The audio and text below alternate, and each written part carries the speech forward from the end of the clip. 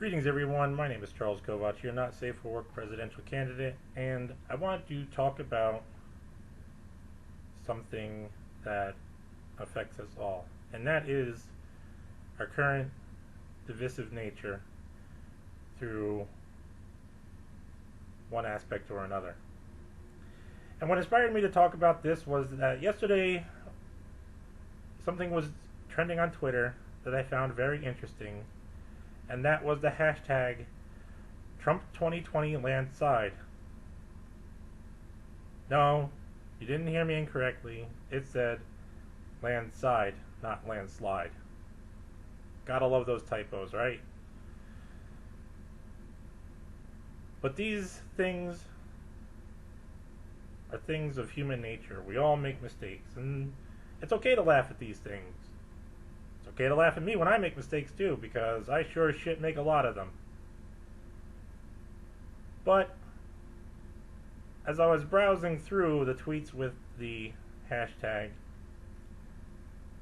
mostly what I saw was a lot of partisan bullshit, talking points, people with the us versus them mentality. And being that I am striving for a more direct democracy, that makes it more difficult achieving such a thing. But I figured at least talk about the things that are dividing us, which I've probably done before, but with so much going on in the world and things falling through the cracks for you and me, it's also a good idea to take a step back and review. So this whole divisive nature between people, in part,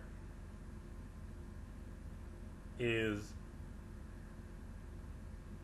designed and propagated by those that want to prevent us from ever coming together. And you can find any reason under the sun that people will try to divide us. Sex, gender, ethnicity, political party, religion, whatever. But just because these things make us different doesn't mean that we have to be divided over them. It's different. It's okay to be different. It's okay to believe in different things. But to hate somebody because of that, well, that's not really productive, is it? But that's what some people want, is for us not to be productive. Because if we actually were productive, we actually did talk to one another and work out our differences, we might be able to actually do something about the people who are actually fucking us over, and not those pesky immigrants. You know, the people who run here to escape us bombing and strip mining their countries.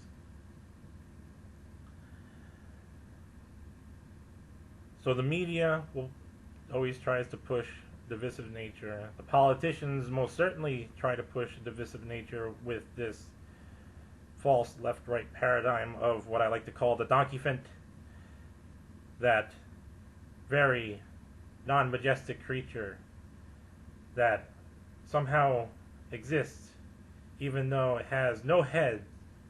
It just has two rear ends with both shitty assholes spewing all kinds of garbage. It really stinks up everything.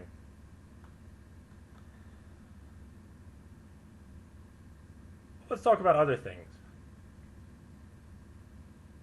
At least other ways. Over the past few decades, a culture has been advertised to us. A very egocentric culture.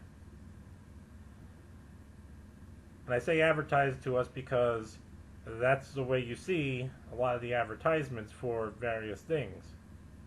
Oh, it's about you. It's about how the world perceives you. So why would people care about what other people believe or how other people are when they're inundated all the time with being concerned about themselves. Education. Well, that's just getting to be shittier and shittier, isn't it? We teach less about how to think critically and more about how to do what you're told. And when what you're told is hate so-and-so and use this as a reason, I notice people questioning things less and less. Or at least the amount of voices that don't question anything are becoming more and more, which is natural as populations grow, but it seems that the percentage has increased somewhat, which is the more concerning thing. Cell phones. Cell phones. They give us that safe barrier to the world, or the connection to the world, with still providing that barrier from actually having to talk to somebody.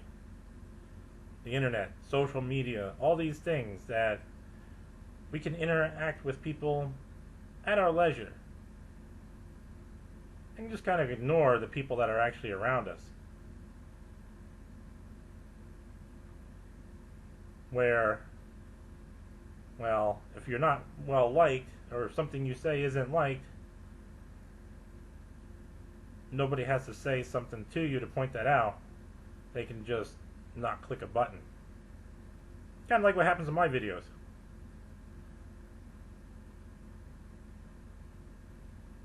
But there's some other things along with that. You know, as we get these more and more of these electronic devices and all these little technological gadgets, there's other things that happen. And I was thinking about this while watching a video yesterday from Corbett. Because all these wirelessly connected devices, they give off a pulsating magnetic field. Everything in your home that has electricity gives off a pulsating magnetic field. Another reason why,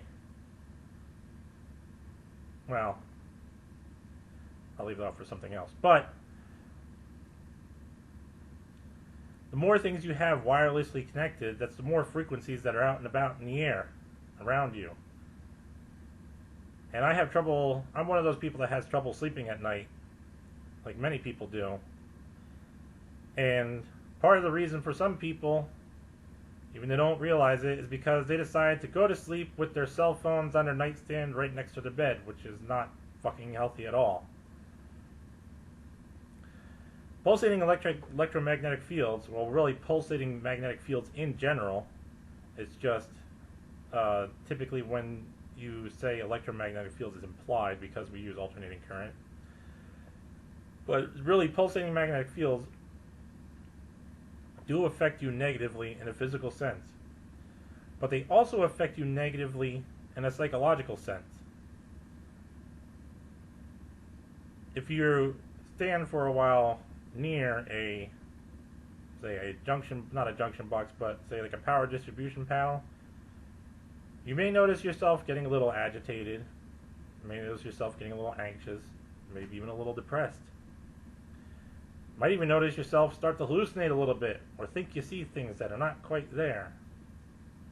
That's because pulsating magnetic fields can severely interfere with your brain chemistry. But I want you to notice those things that I talked about. Anxiety, depression. So now think about those little devices we all carry around with us. The cell phones. Every one a pulsating EMF emitter that provides us that little shield from the world where we can interact with each other through likes and tweets and text messages. very interesting that something that is harmful to us, we also use as a shield against the feelings that it itself provides. And these are things that are very real. I don't want you to think I'm making this up. This is all has to do with brain chemistry and, just to give you an example, the human brain operates on a frequency, roughly about 22 to 26 hertz when you are awake, and down to about, delta waves of 6 hertz? I forget all the specific numbers, but that's close enough. And the brain is something that tries to match itself to whatever environment it's in. It's part of your natural adaptation tendencies. So, along with all these other things that are causing problems in our lives, that cause depression, that cause anxiety, and so forth, you have all these little electronic gizmos that make us more likely to be irritated with one another, more likely to just want to push the world aside, or maybe just get rid of somebody that we don't agree with, because we're just not in the mood to deal with it for whatever reason. I want you to be very aware of this, because if you've lived long enough, you've seen this happen. You've seen how some people are getting more and more at each other's throats than ever before, at least in our lifetime. Again, when I was a kid, we used to say things like, united we stand, divided we fall, but people don't say stuff like that anymore. You have people like, pick a politician, whether it be somebody in Congress or the president, saying things to create divide among people. So as much as it could be some agenda, it also could be our own undoing. And I wonder too, how much of this has affected the quote-unquote elite of society, those plutocratic dynasties. Oh, they have a lot of the latest gizmos and doodads and doohickeys. So, are they much more exposed to these things than we are? Could that be a reason why they've seemed to become unhinged and just gone full on, oh, let's kill off as many poor people as we can in one way or another? Who knows? But no one is resilient to everything. And life, in its various ways, affects us. Sometimes in big ways, sometimes in little ways. And I just wanted to put this message out there, that these are things you should be thinking about when next time you're quick to hate someone or fear someone or just feel like getting angry at them because, I don't know, it just made you feel bad what they said or did. We're all people. And we all have to recognize that. Even in the times when the things we're unaware of are preventing us. So, once again, my name is Charles Kovach, and I thank you for your time.